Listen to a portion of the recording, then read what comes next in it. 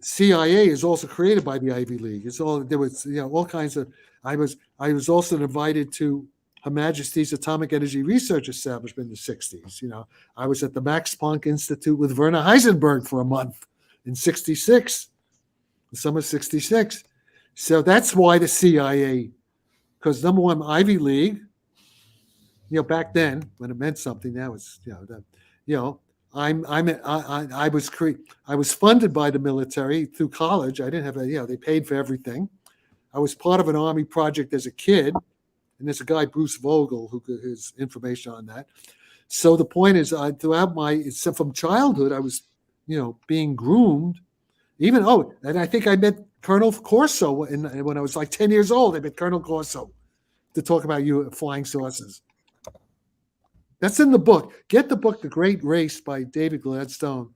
And there's another book called Destiny Matrix, where I have a lot of details, but I'm upgrading it. It's from 20 years ago. Don't wait till another year from now. There'll be a new version of it. But in the meantime, get the book. Just download the Kindle of Gladstone, and a lot of stuff I'm telling you now, you'll see more about it in that book, what the connections are.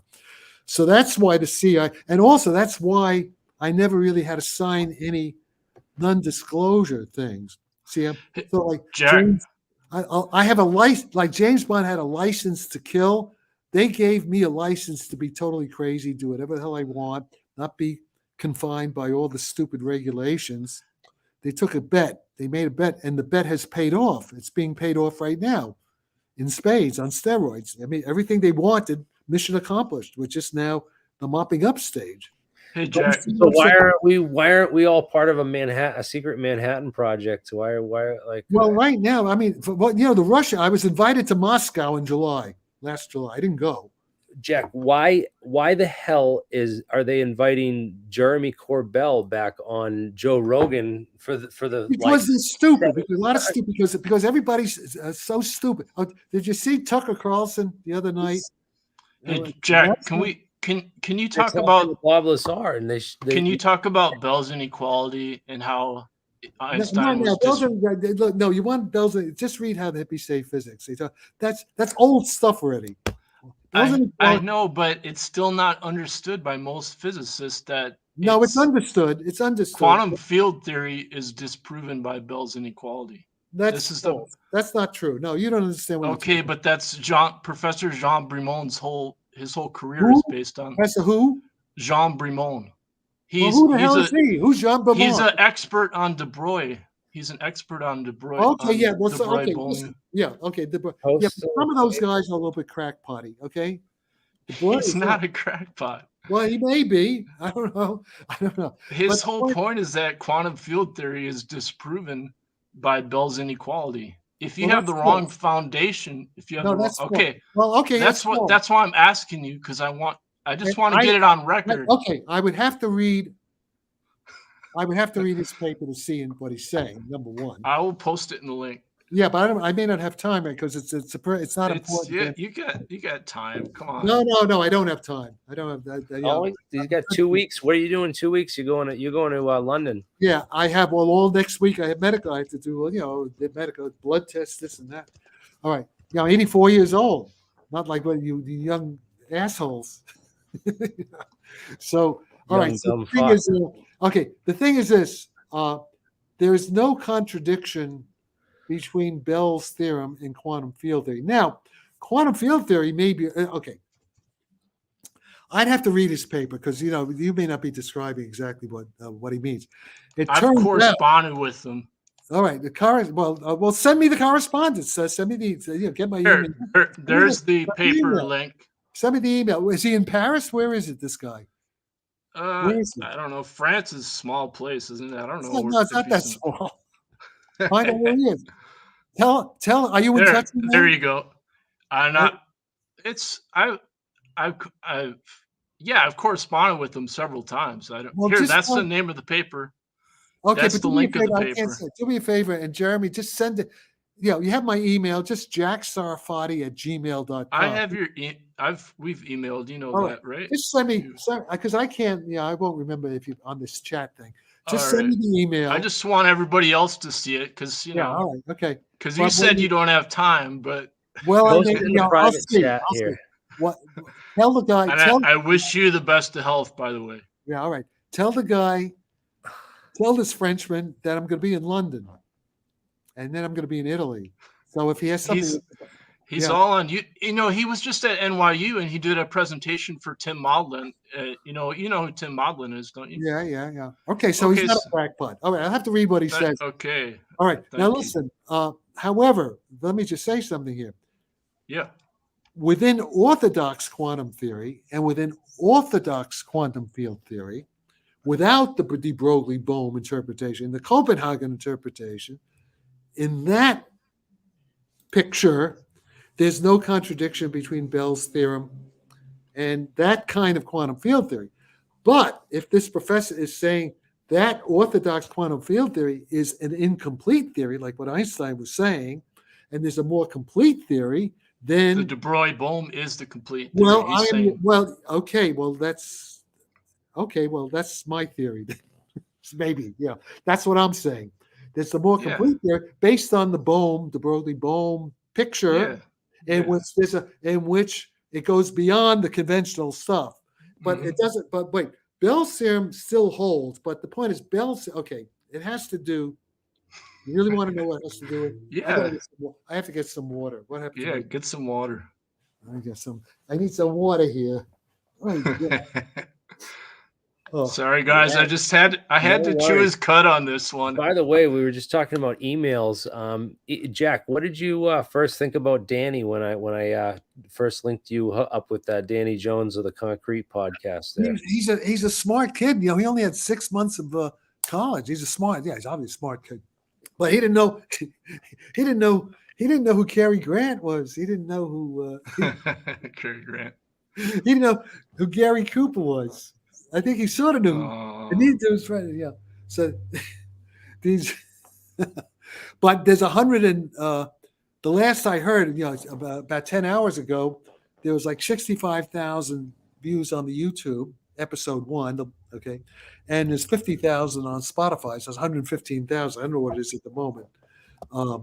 And he's posting the second part on Monday.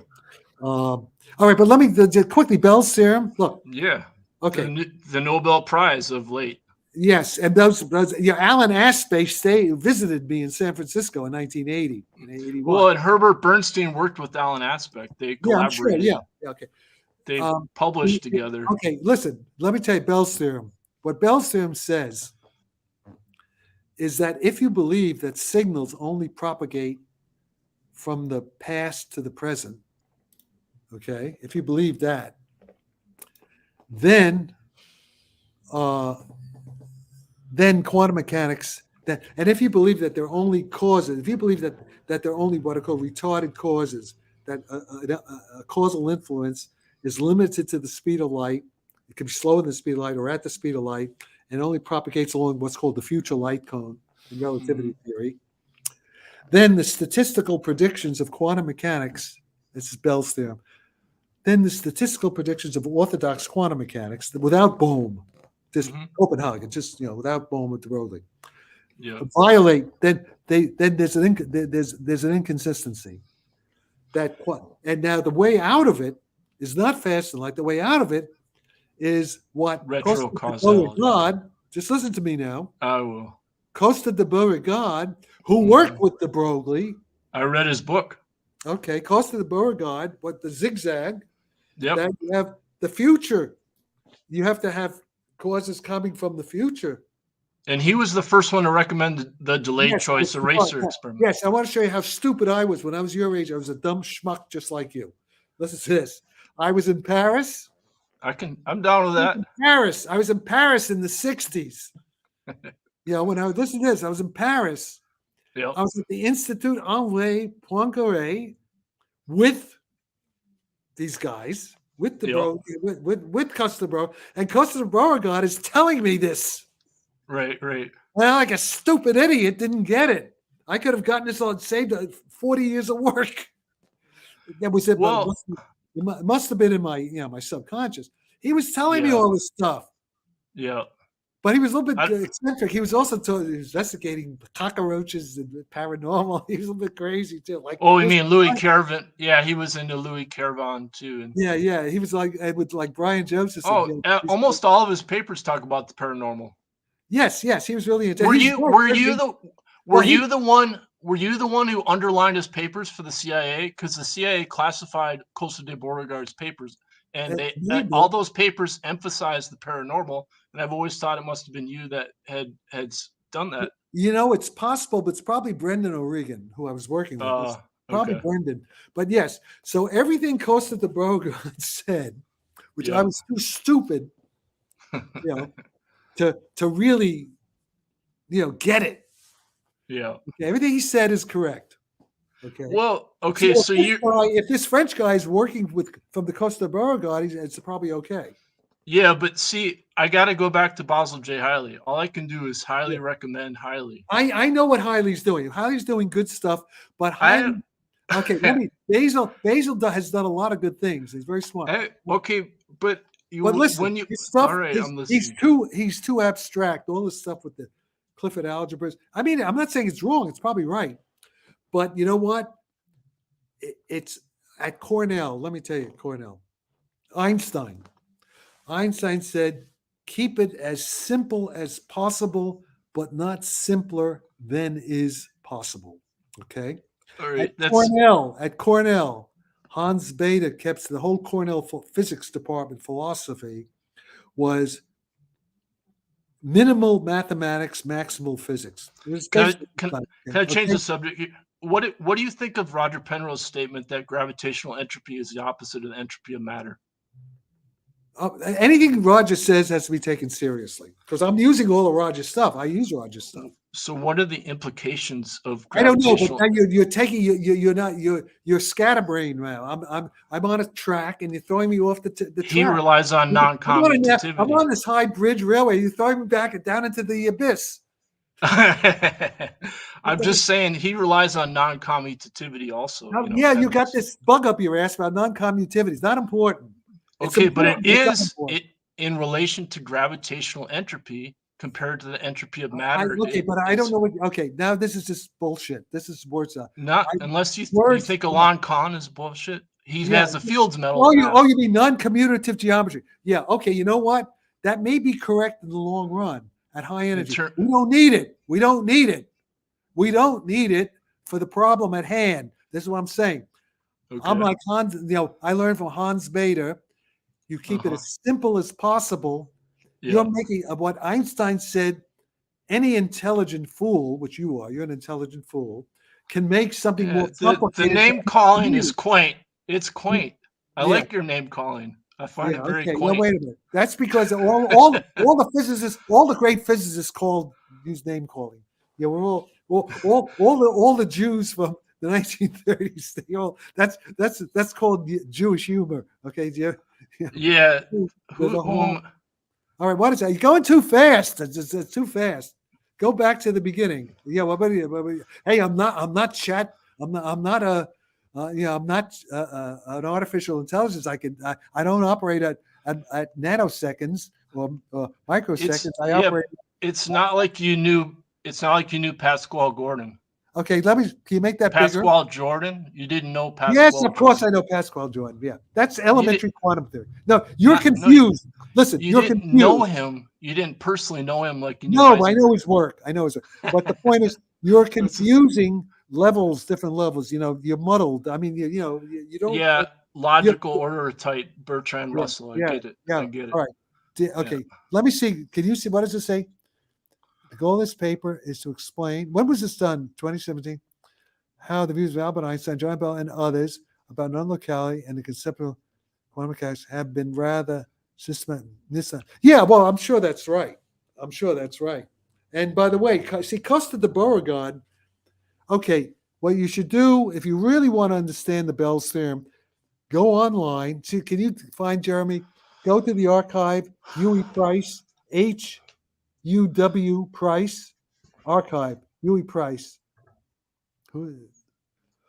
I'll read this guy. It sounds, yeah, I'm sure he's going to be interested. Yeah, I can see he's a serious person. But in the KGB, they say he's a serious What's person. the first name? It's you. It's a funny name. H-U-W. H-U-W. Price. H-U-W. Okay, there we go. Can you make it bigger? Connolly, Ken Wharton. Yes, with Ken Wharton, yeah. Can you make it bigger? I can. It's too small to see. All these papers, let me show you the ones to really look at. Can you make it bigger? Can you make it the font bigger? Zoom? No. Okay, well that's good. Go back to let me keeps going. Okay, a live alternative to quantum spooks is good. That's a good one. And what else there? Disentangling the quantum world. Those two are good. I'll be right back. I have to take a pee. Yeah. Well, those papers explained everything you want of the Bell's theorem up to a point. Doesn't explain the new stuff.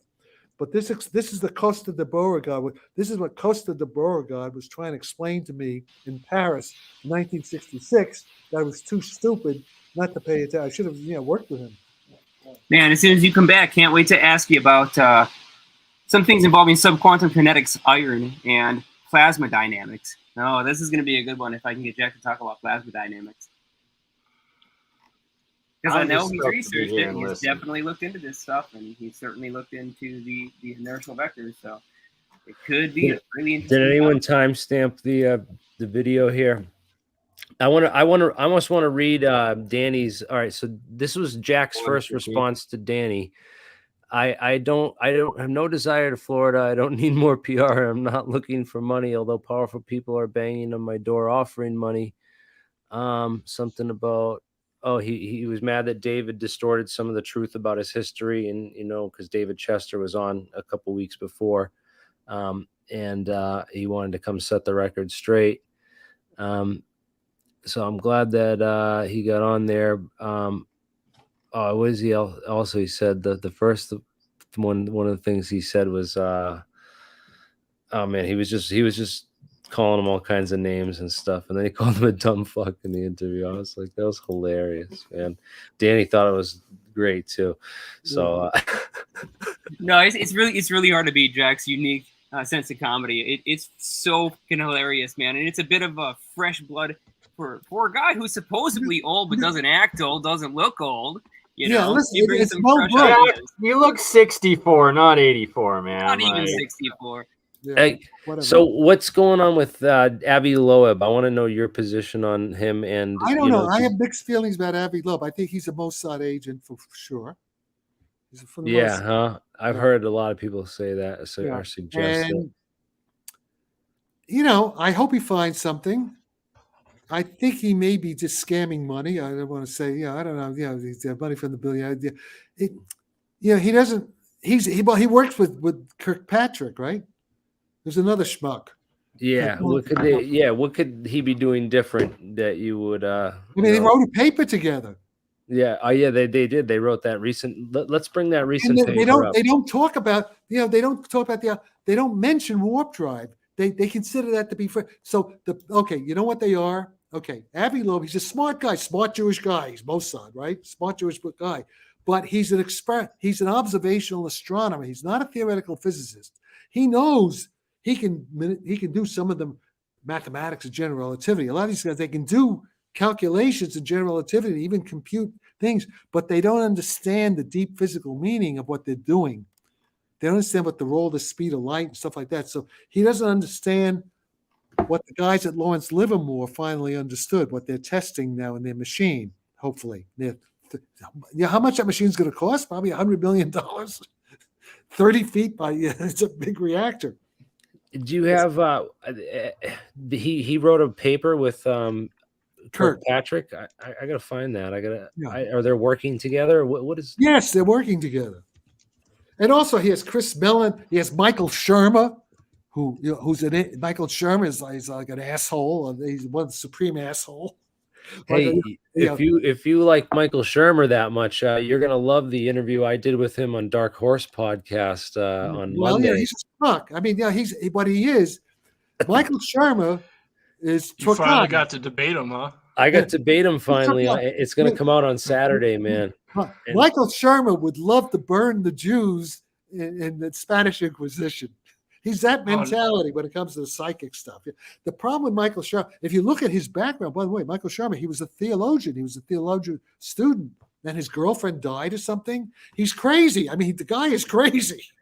And he doesn't know enough physics. So they know a certain amount. They know the kind of physics that you are taught in high school or in a community college, in a low-level college, standard stuff by second-rate, third-rate teachers who just by rote, just giving the conventional wisdom. He was not taught by Hans Bethe or Richard Feynman or John Archibald Wheeler or Werner Heisenberg or David Bohm or Costa de Beauregard, right. So that's the one thing too, is like people are like, oh, this guy's CIA, why should we listen to him? And it's like, well, he's got a PhD. CIA. I was a useful idiot of the CIA. You got a real PhD though, unlike Bob Lazar, and we can actually scrutinize what you're saying. Yeah, well, maybe not to see it by whatever other agencies. It doesn't. It could be the DI or whatever it is. Who knows? The Army intelligence or the Air Force intelligence. It doesn't matter. They're all the same. And so okay. Well, Lazar, you want to talk about Lazar? Well, what do you want to talk about? No, Rick. Okay, I have a couple questions for you specifically, Jack. And these are things that I was curious about because you've worked in the past with ideas of metamaterial physics, and I'm working with them. Yeah, I'm working with them now. Yeah, exactly. You work with brilliant minds too, mathematical geniuses like David Chester, for example, and of course you yourself are a mathematical genius, and you've done so much. Wait! Let me stop. No, I'm not a mathematical genius. Okay, I won't give you credit for the thing that I think you're really good at. That's fine. Just stop. Just let me talk. Just a general genius. I'm an intuitive genius, like Einstein. Einstein was not a mathematical genius. I mean, I applied. I'm not a good mathematician. Neither was Einstein, but I have physical instincts. All right, I'll respect the proper definition because we do want to be right here. But I was very, very curious about, in your past experience, having worked with a lot of different possibilities in your mind, especially in that mental space, considering the variability of different elements being used in these metamaterial structures. It wasn't just about the geometry, but it was also about the physical materials used elementally. Well, okay, now let me say something. I'm not an expert in that. I just have a general, I'm not an expert in that. That's okay. I'm not either. Jeremy and Michael Perroni probably know more about that than I do. But once they come up with an idea, I can kind of look at it and kind of, see how it fits with the basic. Yeah, let me get to the question though here. So I'm just giving a prefix so we're all on the same page. Now, we've noticed a tremendous amount of parallels in over 14 different cases associated with extremely high electrical currents passing through iron. Where normally we would be looking at iron as a lossy conductor, we're noticing that there seems to be almost a metamaterial-like effect in iron, where in the nuclear magnetic moment and the ferromagnetic response as a bulk material seems to be actually stressing our local momentum tensor. And it's almost as if we are getting a phase delay in the epsilon and mu of that local propagation. And it looks like, to us at least, a warp drive effect. So I'm curious, have you heard any relation with iron and these Wait. Why do you say a warp drive effect? How? In what way? Why a delay of a laser beam through a controlled cavity. Oh, the laser beam is bending? Not bent. Well, I guess you could say it's bending from the Einsteinian view, but I would just simply say slowing down. The laser beam. Oh, the laser beam. We have a laser interferometer setup that we test these things on, and we see a variety of fringes. I've got up to 25 fringes with an electrostatic system. Okay. That it's a phase delay from the two sides, and it seems to be on the slower side. But so you think the phase delay is coming because the speed of light itself has changed? Is that what you're saying? Well, I couldn't say for sure if the speed of light is changing, but as far as an interferometer's purpose, it does appear to be that case. Okay, I see. I'd have to see the detailed picture of what the total experimental arrangement is, to see. Do you have magnetic fields there? Yes, very strong magnetic fields and also a very strong electric field, and they are parallel with each other. So our B flux, or technically this is an H flux because we have to take together the whole phase conjugation of the entire iron mass, and then we also have to stack it on top of epsilon. Okay, wait, I can't follow that. It's too complicated. I'd have to see. You have to go. It would take an hour for me to understand what you're talking about. Well, let's just jump to the last question I have, which is something I've been wanting to ask you too, about plasma. So have you seen any kind of extra curl, any kind of extra divergence around a system surrounded by a cold active plasma? Or have you theorized at all about the purpose and usefulness of a cold active plasma for warp field dynamics? No, I don't say. Well, no, but that's. You should talk to Michael Anderson. That's his thing. But it's a hot plasma. I'll write that down. Thank you. That's Michael Plasma. There have been. Oh no, here's the thing. People report plasmas around flying saucers, right? Right. That's just the anti-gravity blue shift is creating plasma. See, that's the first step. It ionizes the. That's the photons. So you're saying the plasma is a side effect? Is a side effect of anti-gravity warp field. Yeah. Oh, that changes kind of a lot of things. Actually, that makes us reconsider. See, that's elementary physics. That's elementary general relativity. Well, thank you very much. Thanks for the answer. That's awesome. Because we were having a discussion today, and I had a guy trying to tell me that it was. He said it's the heavier leptons, so it's like muons and tauons that you need. Okay, that guy is stupid. Forget him. Just forget it. He doesn't know. He doesn't know shit. You know, he's stupid. We're going to get the plasma going and make the extra generations of matter. It's about the heavier generations. Whoever told you that is an idiot. It's a nutcase. Throw him out. Yeah. I've walked the plank. Why are there no right-handed neutrinos? If they're on a starship, I'm putting them in the airlock and I'm ejecting them into space without a spacesuit. Schmuck. Yeah, and this one isn't for you, Jack, but for people who wanted to research plasma, take a look at the frenzy of, That's the guy who'll tell you that the Earth is hollow and it's flat, and we've never been to the moon. Yeah, right. Why are there no right-handed neutrinos? I mean, that's the problem. The problem. Tucker Carlson. You got to watch Tucker Carlson on Twitter, on X. What do you think of abrupt global warming, Jack? What's going to solve that? First of all, that's stupid too. Okay, why is it stupid? Let me tell you something. You realize the Nobel Prize was given to a global warming scientist recently? Well, I don't care. They're a bunch of idiots also. Okay, now tell us why.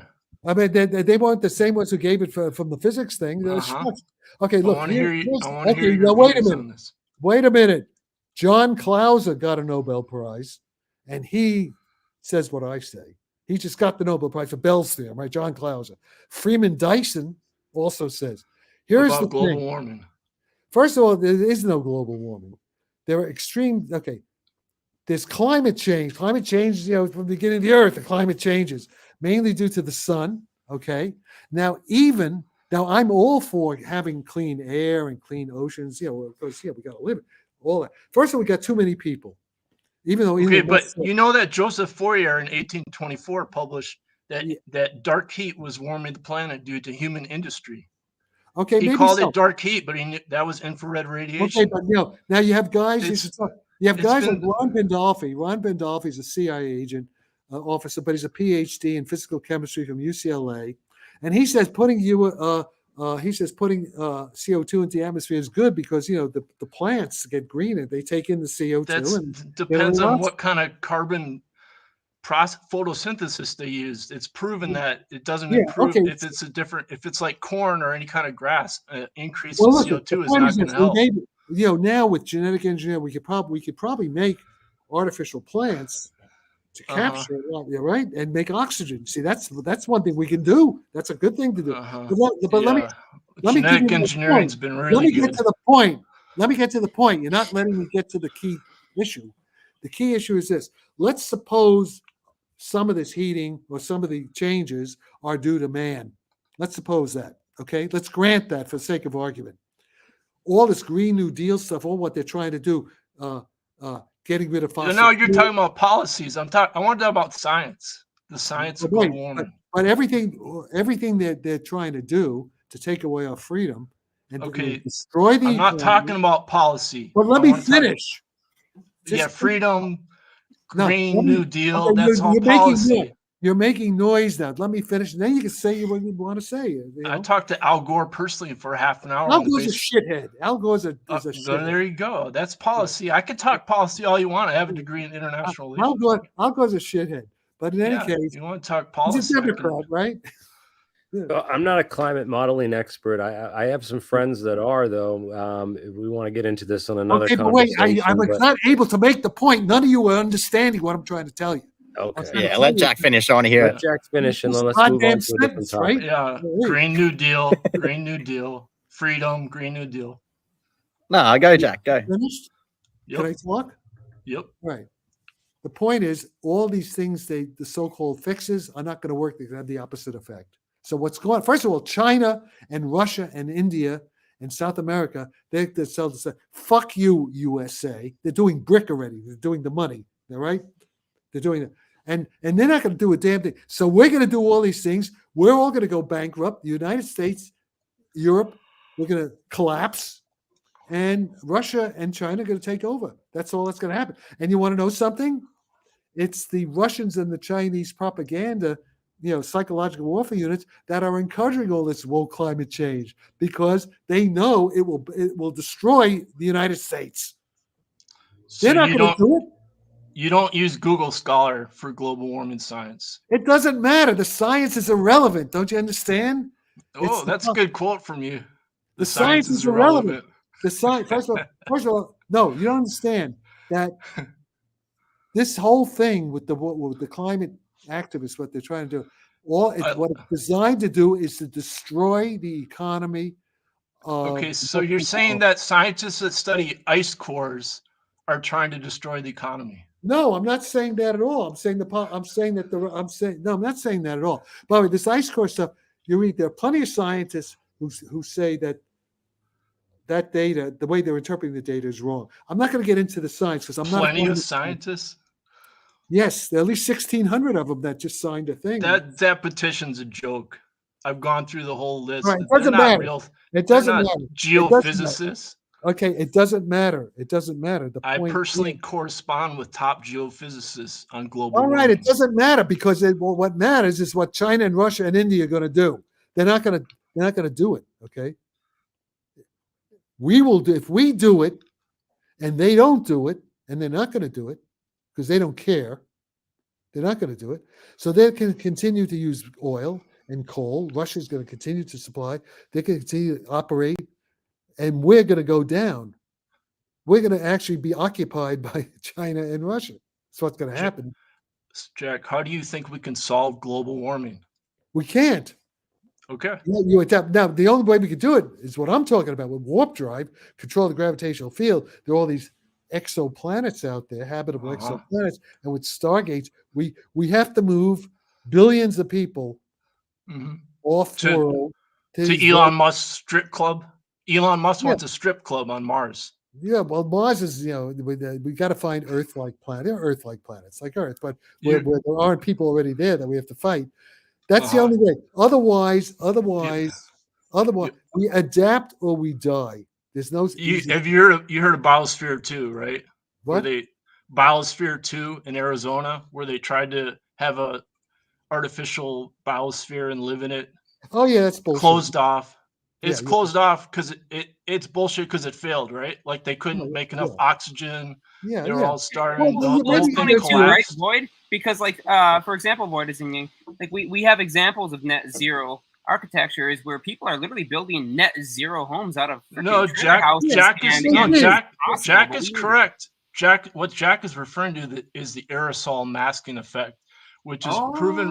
It's proven recently to be twice as bad as previously thought. This means a 40% decrease in sulfur particulates will heat up Earth another 1 degree Celsius global average. So the more renewable energy time, if I just may ask for clarification, it'll happen very fast. Like over 9/11, when we stopped flights, that actually heated or cooled down the planet.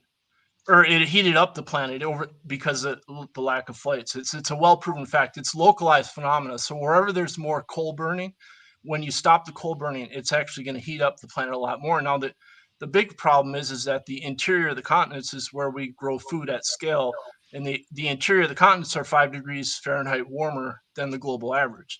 So as soon as you start reducing coal burning, like for example, they just reduced the diesel pollution on cargo ships, and it's a well-documented fact. They're saying that that's increased the temperature in the North Atlantic because that's where all the cargo ships went. Oh, so that's shifting. Then that's shifting the what do you call it? Yeah, the wind. What do you call it? The yeah. Also, it leads to an interesting question about whether or not, like for example, void. Like, right. Here's the point. The question point is, about whether or not it's actually divergence or whether it's actually absorption.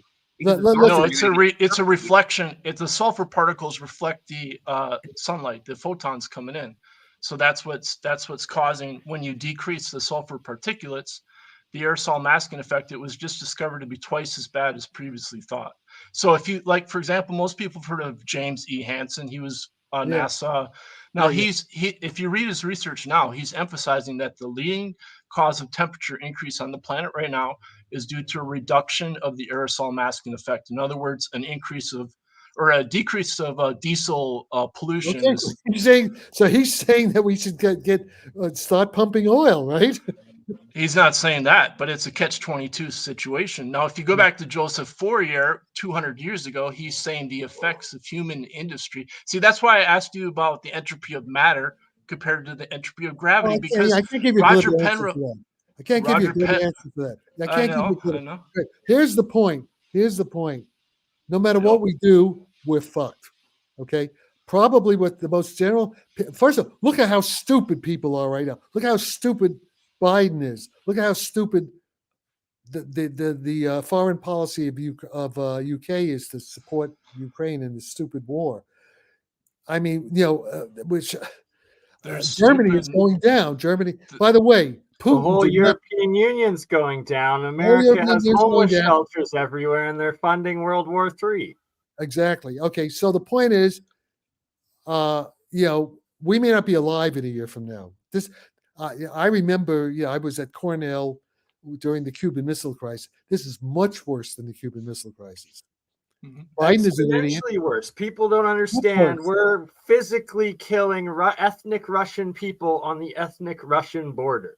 Yes, Their nuclear power. If we go into their lands, they're going to launch nukes, and we're all done. I don't know, man. We're getting into some dangerous conversation territory here that might get the whole thing banned. So let's just be careful about proceeding. So we're living in the Soviet Union. World War III. This is worse. By the way, Russia is not the Soviet Union anymore. America is the new Soviet Union. All the communists are here. They're the ones running the White House. They're all what are called red diaper babies. All their parents were communists. The grandparents were card-carrying communists. Communist Party USA. And they've taken over. I know because I grew up with them. I know who they are. Environmentalists are watermelons, right, Jack? Most of the environmentalists are idiots. They're stupid. They're watermelons. They're green on the outside and red in the inside. Okay, yeah, right. But that was my dad told me that. But they're also dumb. They're the same as the communist youth and the Hitler youth. They just they don't know how to think. So the point is this. I don't think there's going to be a happy ending to any of this. I think mostly, as you already see it, the poor people in the third world countries, they're going to die off. The famine, they're killing each other, the coups and the famine, what you see there. Sadly, I think that's what's going to happen. And there's just a lot of people going to die. I don't see, unless the stuff I'm talking about works and we get low power, unless the time travelers come and save us, literally, with the superior technology, able to move people, to exoplanets. That's the only Star Trek episode was that? I don't know, but there are plenty of science fiction stories, But that's the only happy solution is if the Sarfatti equation that Lawrence Livermore actually works when they do the test. If that works, then we have a chance of not destroying the planet. We have too many people. I don't care what Elon Musk said. Too many people. Too few resources, too much stupidity. People cannot manage properly. I mean, look who's leading the country. Biden. He's like McConnell. Biden and McConnell. I mean, right? Both glitching out because their brains can't even function properly. Yeah, of course. Them as head leads. Of course. That's so sad. That. Okay, but Tucker Carlson the other night in an interview. He lived 35 years in Washington, D.C. with all these people. He grew up with them. He says they're all stupid. They're really stupid. They're not competent to in Washington. It's a bubble. But wasn't his dad part of the CIA too? What? Yeah, CIA. His dad like Radio Free Cuba or something like that. Well, whatever. Listen. Can I just ask you a question, Jack, about the yeah, about the global warming, right? What if we switched to nuclear power? What if that became more abundant? Nuclear power. If we switched to nuclear power. Nuclear power will slow things down. What about thorium nuclear power? I mean, there are dangers for the radioactivity, but nuclear power, we have to have. I mean, France is stupid cutting down, in Germany, cutting down their nuclear plants. I think Russia's building them. Could we replace all coal and oil with nuclear? You don't want to replace. Electric cars are shit.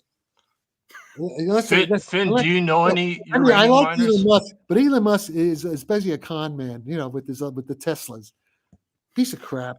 Hey, Jack. I saw a stream that I was told it was polluted by uranium mining. Do you think? I mean, what? Uranium mining is not exactly. I mean, if you want to mine uranium, that's why I'm asking Finn, because in Australia they do a lot of uranium mining. Yeah, but they also mining for lithium and all that stuff is also bad. Mining is it equally? I know that like 50% of the if you're indigenous, the uranium, where they're testing nukes or mining for uranium, the indigenous people took the brunt of it. But wait a minute, you see, you didn't think of numbers. See, you're not thinking like a science. Oh, they're just a number. I got it. Yeah. No, you don't get it. No, you don't have it. You're you're a shithead. Just listen. You don't compost head, humanure head. Just listen. Well, it's a very Vulcan idea, right? The needs of the many outweigh the needs of the few. Is a very simple concept, but really, if you think about the greater scope of humanity, right, we're all living short lives. We die off, and if we don't at least embrace in the time that each of us is alive. Look, the point is, you get more energy with less amount of uranium than you do with the lithium batteries. You need a lot more lithium to power all these cars than you need uranium to power the entire planet. Nuclear power is much more efficient. Very true. Exponentially. Do you think two-headed depleted? Do you think two-headed depleted uranium babies, when they're two-headed depleted uranium babies? Do you think that's you're being stupid. It's not stupid. They always say two heads are better than one. Okay, go to Basra. Are you transgender? 15% of the babies in Basra had deformities because of depleted uranium. Depleted uranium. That's not mining, though. That's imperialism and terror. It's all connected together. My dad was a lawyer for the nuclear industry in Minnesota. He was the former chief deputy officer of Minnesota, so that was a precedent case for Monticello. And when they started the nuclear power plant, the attorney general wanted to increase the regulations of routine emissions of radiation, and the military overruled it because that's why the interstates were built. So Eisenhower built the interstates so we could escape. We could escape nuclear disaster. You said it's worse in Cuba. You're saying nuclear is going to save us, and you're saying it's worse in Cuba. No. And we're facing nuclear escalation. No, is it atoms for peace, or is it you're not thinking. No, you're running around like a chicken without a head. You're scatterbrained all over the place. I mean, your neurons are misfiring. No, they made mistakes in the past. They weren't careful. They weren't ethical. I agree with all that. You can do it intelligently. If you can be mining uranium, you make sure that there are no people around nearby. You move the people out so they're healthy. You protect them. There are ways of doing it smart. Yeah, they didn't do it right back then, but there aren't fixes to do it. You learn from the mistakes. Richard Feynman died from it. Feynman died young. He was only 60. Basil J. Hiley said Feynman's wrong. He said he's wrong. I'm sorry for being a young schmuck, but what killed Feynman? I didn't realize that he had died from something related to anything other than just natural death. So, in fact, my girlfriend, a former girlfriend of mine, was his girlfriend when he died. She was a therapist, she's hospice. She was with him when he was dying. The reason Feynman died young, let's see, he was born in 1918, and he died. He was born the same year my mother was born. And he died like 1989, 86 or something like that in 1980s. So he was in his 60s. He didn't even make 70. It's like I 68. thought it was all the strip clubs you went to all the time. No, I went to strip clubs with Feynman. I drove him around in my Chevy. No, seriously, back in 1963. I know all about that. No, Feynman, what Feynman did, Feynman's first wife, he was at the Manhattan Project. His first wife died of breast cancer. He was very depressed. He was suicidal. And so what happened was when they did the bomb, when they tested Trinity, whatever it was, the bomb, he stood up. Mm-hmm. And a lot of guys got that. And so that's why he died at 60. Yeah, he was a healthy guy. And, so he died, he died almost 20 years ago, right? Yeah, 80s, more than 20 years ago. Feynman, that's much different than in his autobiography. He died from the bomb. The bomb killed him because he didn't take. He was basically. I think he knew it was a suicidal act. He was very depressed, and then he got over it, but it was too late. That's why this is Feynman. A suicidal act. In his autobiography, he says that he watched it inside of his truck, and he said that the glass would be enough to like block. No, I heard that he actually got different stories, but he got exposed. He got a lot of exposure, and it was long term. It took 40 years. But he definitely got the blast. He was there. He watched it happen with a bunch of these other guys. He was exposed. Other people told me he was exposed. People who were there. So he exposed himself, but he probably did it maybe subconsciously.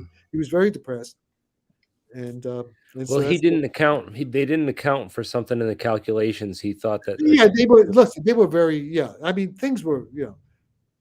So, but the point is now we know better, and now we can do a lot more. And hopefully we can have fusion. If we have this warp fusion reactor, then we don't have to worry too much. Why are we saying we switch completely to it? Why are we saying we need?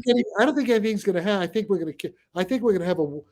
Tucker Carlson says that we're going to be in a nuclear war with Russia before the election because Biden is going to have to start a war in order to prevent Trump from becoming president. That's what he said just last night or night before last. So we're fucked. So all the stuff we're talking about, unless we're lucky, unless the UFOs come and save us at the last minute, like the cavalry coming. The Indians were around the wagon train, and the cavalry comes. John Wayne comes in his UFO. We're probably, we're screwed. That's what that's the most likely, because we have a stupid president. We have stupid people at the top. We have a stupid military. They destroyed the military. The generals, Lloyd, what's his name? Austin. He's an affirmative action idiot, and people who know him from the army. And Miley's an idiot. He's leaving, and be replaced by the guy taking over is worse than Miley. So we've destroyed the. We're a paper tiger. If we went to war with Russia or China, they're going to beat the shit. Can't even supply Ukraine's artillery shells. Yeah, you know why? Because China. We've moved most of our manufacturing over to China like idiots. And you know who did that already? Well, even the Bushes started that, but Clinton. Democrat, they did. Clinton did that. But I think even George Bush did it. So we're fucked. The whole thing is so. The biggest thing about Taiwan is that all of the military chips, the processors for the U.S. military, is made in Taiwan. Thus, if China takes it back, they have access to all.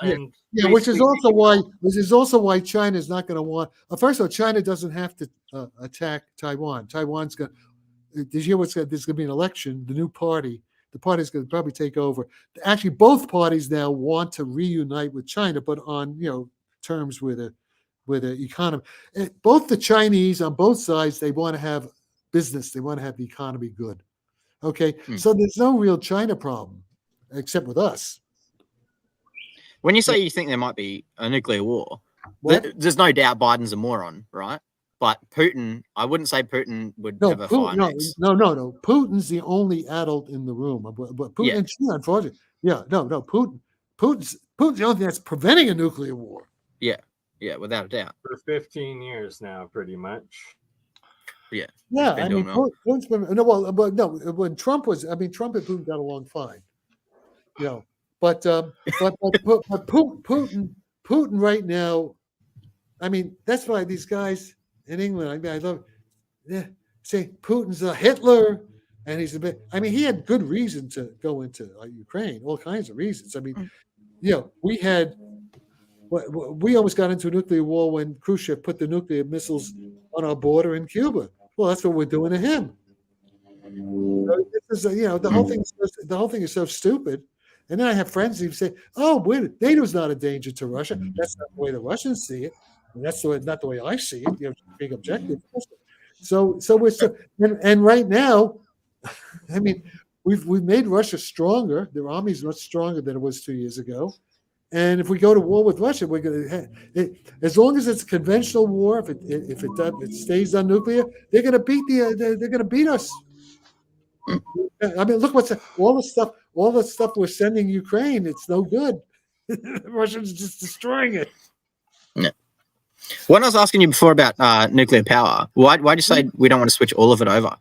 Why would we want to keep coal or oil? I'm sorry, what? What did he say? I didn't hear. I understand the word you said. Before when I was asking why you go 100% to nuclear instead of why you wouldn't get rid of all oil and coal? Because we need oil. My Jaguar needs oil.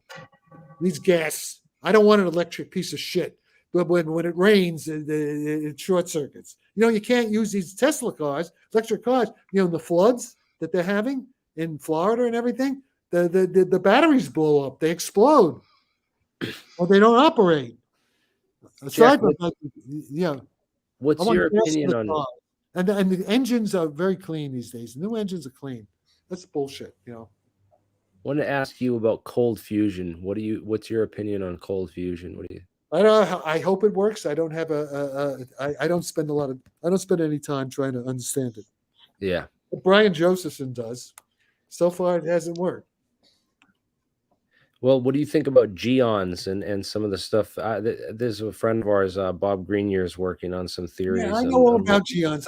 I was doing geons in the 1960s. But I was with John Wheeler. Yeah, we wrote the paper on it. Yeah. Yeah, but the point is, geons don't work. Now there may be, in the metamaterials, the geons might work, because the reason geons don't work is because the gravity coupling is too weak. So the geons are too big. But the whole thing that I'm talking about is that we could increase the gravity coupling, and then we can maybe make little geons. Yeah, geons they're solitons. They're these nonlinear solitons. They're like, self-consistently localized clumps of gravity and electric field, the nonlinearities. Sure. Jack, when you say the simple is the best, what do you think of Sarfatti of Penrose and Hameroff saying that the microtubules and tubulin are metamaterials? They're negative. Yeah, I said it. Okay, so isn't that the simplest? It's already inside of us. Yeah, that's the whole point. That's my whole point. That you're reverse engineering our biology, basically. That's right. That's how we're going to make conscious machines. Yes, exactly. We're just reverse engineering the microtubules. It's called nanotechnology, quantum dot artificial neural nets.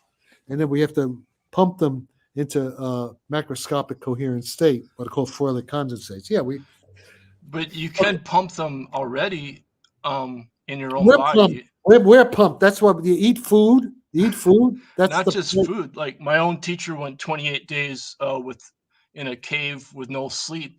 Well, your teacher's a dumb shithead. I mean, anybody does that. Well, he works with the Mayo Clinic doctors. I don't care. Okay, so they were doing it as an experiment, maybe, but he's still. No, he's Chinese. He did it at Mount Qingchen.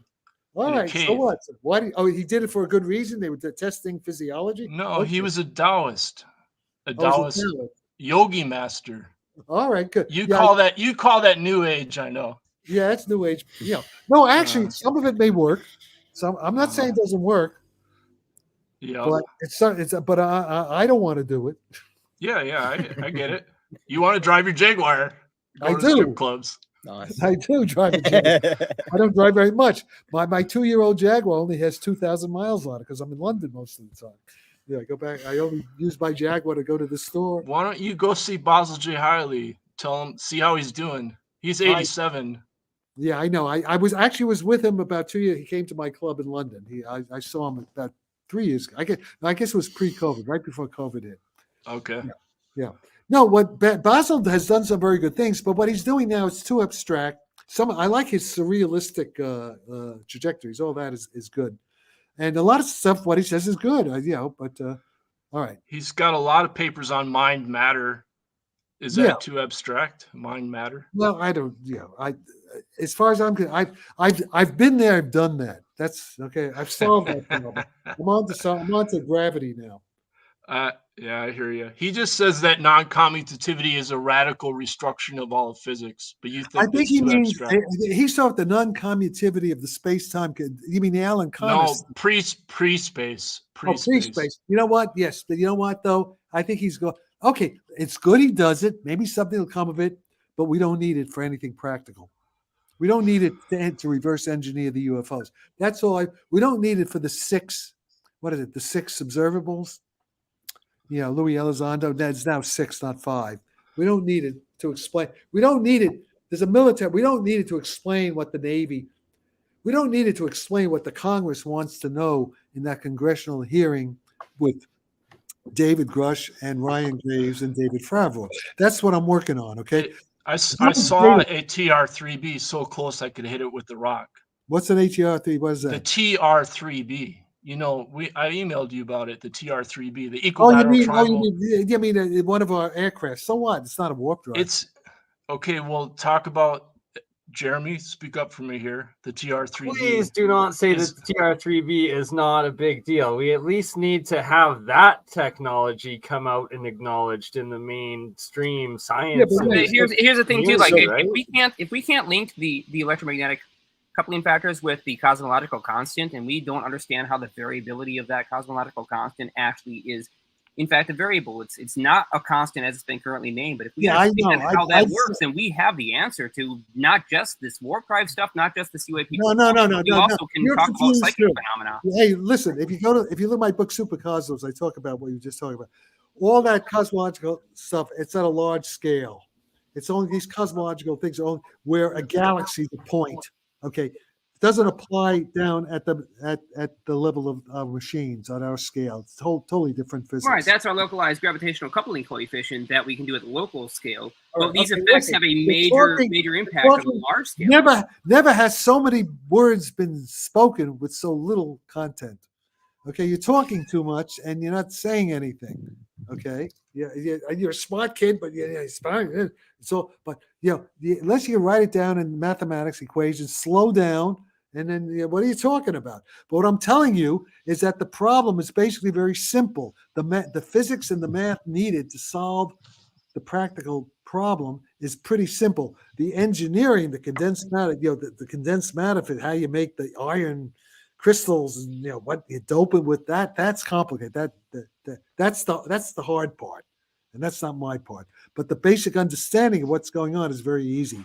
Now with this TR, whatever, this plane, very simple. When that plane flies, do you see any anomalies in the frequency? Yeah, I see a big red light in this. I saw a big red light in the center. I knew nothing about. Okay, wait. The big red light in the center, but what was it doing? What was it doing? That's what Ed Fouché explained. Jeremy, why don't you go over what Ed Fouché explained the big red light is doing in the center? Jeremy Reese knows all about the big red light in the center. But wait, there's my car. Wait, stop. I'll tell you the car I had when I drove Feynman around. This is the car. This is the little digression there. Yeah, this is the car I drove Feynman around in Hollywood. All right. Well, Basil J. Haley says Feynman is wrong. That's a Triumph. That's a Triumph. I had that car too. I didn't have that model. I had this model, but it was a black. It was black. No, this is an earlier. I had to go for the XK150. Go for an XK150 convertible. XK150. So now we're go back to the ICE power. Yeah. Okay, there we. Oh, all right. Okay. No, yeah, this is black, but I had that was the red one, but it was black. It's just a. No, I think that's not the. Is that the XK150? I think it's an earlier one. It's a nice. That's 1962 Triumph. Oh, no, this is a Triumph. No. Yep. Oh, okay. No, can't find the Jaguar. That's a Triumph. No, that's not a Triumph. Is that a Triumph? Because I had a TR4. Let me see. No, this Jaguar. I had one. Well, mine was kind of like this. Dude. Ooh, that is a nice car. That's sick. No, this is what's this? What's this? No, Jaguar XK 150. Do Jaguar XK 150. Yeah. Okay. Okay. All right. Let's get back to. Okay. Here's the point. Let me just say, if you see a ship coming toward you, and it's coming toward you fast, and it's red in the front, it's probably no. It was not coming towards me fast. Okay. It was okay. If it's hovering, it's going to be blue. It wasn't hovering either. It was going too slow to support itself by normal propulsion. It was making a low humming noise. Did you see any blue light? No, I just saw a big red light in the center. Well, there was early on, I saw spheres of light on the horizon, and I think one of those was blue, but there was also a green light. And I was like, okay, what are those lights on the horizon? That's not. I ruled everything out. My sister got bored because I was being logical, you know. Okay. Well, you can't really tell anything by visual. No. Then it came towards me, and it came so close I could hit it with the rock, and went right over the big oak tree. It was the size of the huge crown of an oak tree. It went right over my garage. Hey, I did not dare take my eyes off it. Okay, wait a minute. Was it making any noise? Making a low humming noise, and it had a huge red light in the center. Now, Ed Fouché explained this. Ed Fouché explained it, and Jeremy Reese was buddies with Ed Fouché. Okay, how did he explain it? Well, ask Jeremy Reese. Jeremy, can you go over what Ed Fouché told you? Did you saw this thing fly over you? How big was it? My whole point, my larger point here is the U.S. military is huge and compartmentalized. And if we have the TR-3B that's using some sort of, different propulsion, that Ed Fouché. Okay, here's what I say. What I think, if this thing really is a warp drive, if it is that, then it's because they've had some of these time travelers have come back and given it to them. No, I'm sorry. No, I know you're saying that, and you know why? Because I know John Wheeler. I know the top guys in relativity back in the 50s and 60s. I know what they know, and they didn't know any of this shit. They weren't talking about any of this kind of stuff. In the 60s, yeah, but in the 50s and the 60s. Yeah, I know, but in the 70s, also the 70s. They didn't know any of this. I know. Well, I saw it in 1997, and if you go to the National UFO Reporting Center. Okay, so I'm saying if what you saw, if you're telling me the truth, I'll assume you are. Then what you saw was a time traveling ship. Now, how do you know it was ours? How do you know? No, I did not, because I'll tell you this. My family owned the local legal newspaper, and one of the journalists, she brought me a file of news clippings, and she said there was a mass sighting in the 1970s, and she says we live in a military flight test corridor. Yeah, but how do you know that this craft, did it have markings on it? Where was that mass sighting? Yeah, actually, somebody else, that was in the St. Croix Valley. Somebody else saw the craft so close that they saw a marking on it. They described it, and somebody said, so to a T, the marking was for the Space Innovation Center in Colorado. The Space Innovation Center in Colorado. Was this in Colorado? Where were you when you saw it? No, I was in Minnesota when I saw it. You were in Minnesota. What year? 1997? Okay. Well, that's interesting. Well, I claim if it sounds like it's warp technology, if it's humming, I claim that they got this then from the time travelers from the future, from stuff that I'm doing now. I know that's what I was told was going to happen in 1953. That's what they said. So yeah, I reviewed your whole 1953 thing with it really happened. I know, and your grandfather was in the military, and you later, you would get toured with the military people, and that phone call you received, like you said, it could have been something linked with military intelligence. But it couldn't. You know why? I could. Also, I got a lot of phone. I only remembered one. I had weeks of them apparently, but I don't remember. I had missing time. But the point is, it said I was going to meet the others in 20 years. And that's when I meet Hal Puthoff and Russell Targ and all these guys. Yeah, I mean, that's 20 years. The others who were involved. Hal Puthoff told me something like that happened to him too with the phone. When he was a kid, he had a contact. Okay, but you know, the military planning is 20 years in advance. No, I can they tell you don't. that. No, that's not true. That's false.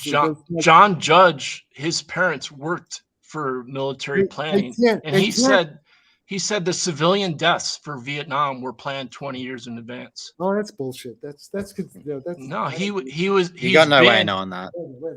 No, he was in the top secret corridors in DC, underneath in DC, or whether it's Bethesda, Maryland. I don't know. I can't remember. But you can look up John Judge. He's got talks on YouTube. He was a prominent researcher, and I saw him talk in person. He came to Minneapolis. All right, well, whatever. But the point is they couldn't. The military cannot predict that. I'm in my girlfriend's mother's place in Carmel Valley Sunday morning. I'm to fly to Trieste on a Wednesday. I pick up the newspaper, the San Francisco Chronicle magazine. There's a big spread on Uri Geller and Stanford Research Institute. And a couple of months before that, some guys came to me and Fred Wolf and said, "Listen, we want you to work on the physics of Uri Geller, and we'll give you the money." Okay, that was like months before that.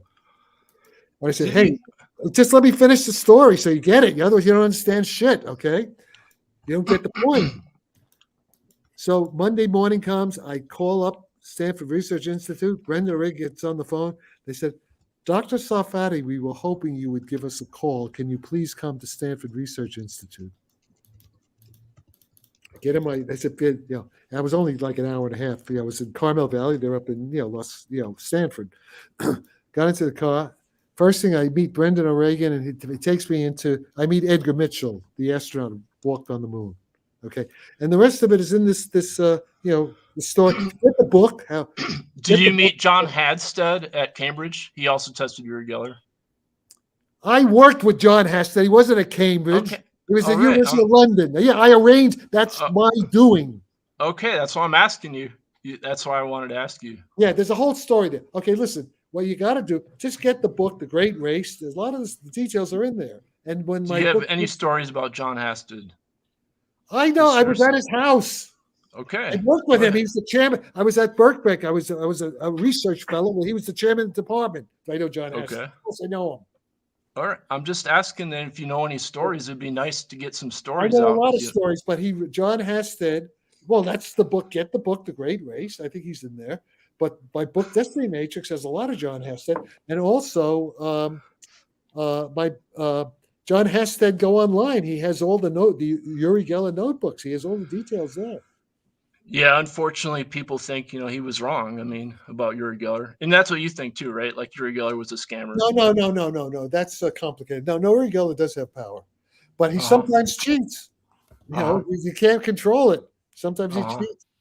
Actually, I will mention this about Uri Geller, and too for Charles Crawford, who's also watching. Now, there was a recent interview with Uri Geller on Area 52's channel. He just launched his channel. And Uri actually admits that in that time he was kind of screwed up, and without directly saying it, he kind of admits that he didn't have the power at that time, but he also says that anybody can learn this, and he had to learn it sort of post-haste after his screw-ups. And so he does have it now, but he may not have had it at the time. He had, I worked with the horror show. Now he has power, but at that time, it's a matter of controlling the power. Okay, it's a complicated thing. There's that's a whole other thing. We don't have time. I mean, you don't have time to go in. But I mean, it's good to again, just get the book, The Great Race. Read that book, and then when my book, don't get the book now because I'm updating it. The Destiny Matrix book will have a lot of this stuff. It's a complex story over 80 years. So the thing is, telepathy, all that stuff is real. High strange, it's all real. And I agree. I know telepathy is real. I trained in it also to finish my master's. Yeah, well, you have Russell Targ. Well, they had this theory that Uri was friends with this guy Puharich, who invented this radio transceiver that could be put in a dental filling. I stayed at Puharich's house. I know everything about it. I was part of that. Okay, you're telling me I'm a witness to all that. Yeah, huh? Yeah, of what course. Can you tell us about all that? Yes. That's the whole geek. Was Yuri using a radio transceiver in his tooth to fool him into thinking he had psychic powers, or? Well, that's a good question. That they may have done that, but that's not everything he did. Yeah, Right. I don't know. That's not a bad. That's a possibility. Yes. Well, that's one of the theories, because Puharich had this patent. I don't know if you heard about the patent for the tooth. I saw it. I saw he's showing me all this shit. Oh yeah, huh? Of course, I was at his house in Austin. I met him in London. Met him with Uri. I know a lot about Andrea Baharaj. Barbara Honegger. Oh no, Barbara. It wasn't Barbara Honegger. It's what's her name? She died. She just recently. Yeah, died. I know who you're talking about. Elizabeth Rosher, yeah. I lived all that. I know all these people. So you were buddies with Herbert Bernstein, or did you just go to school with them? Well, we weren't like bosom buddies. Well, yeah, we went with the same classes. Uh-huh. We're in the same class. It was a class. We went to parties together. In fact, there's a photograph of all of us. There's a big photograph of the Bernstein twins, a Christmas party of the Last Supper. And I don't. Oh, I could tell you one thing though. When we all took the written PhD oral exam at UCSD, and I was second. So I don't know who was first. That's what I found out later. Bob Gould was a professor who says you could cheat on the oral, but you can't cheat on the written. But the reason I was the opposite way.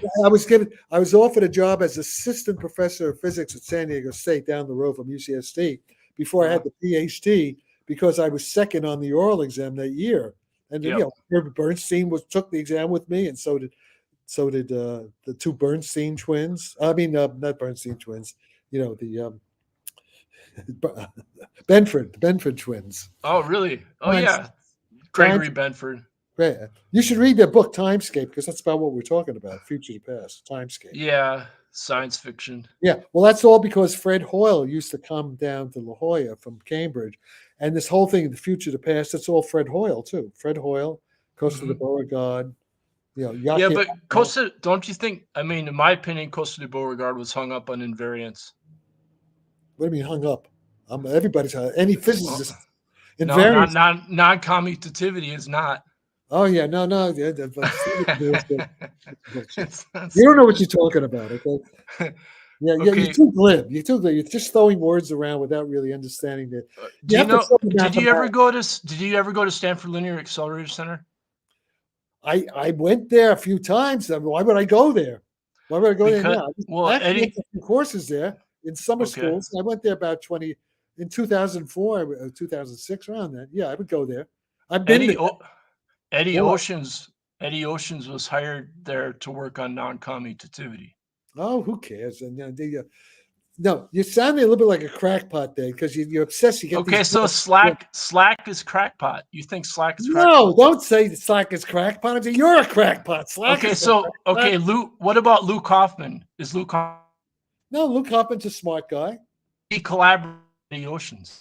Listen, the point is you're taking everything out of context, just throwing words around. Well, I've corresponded with Luke Hoffman several times. Write down. Corresponded. The point is you're bullshitting.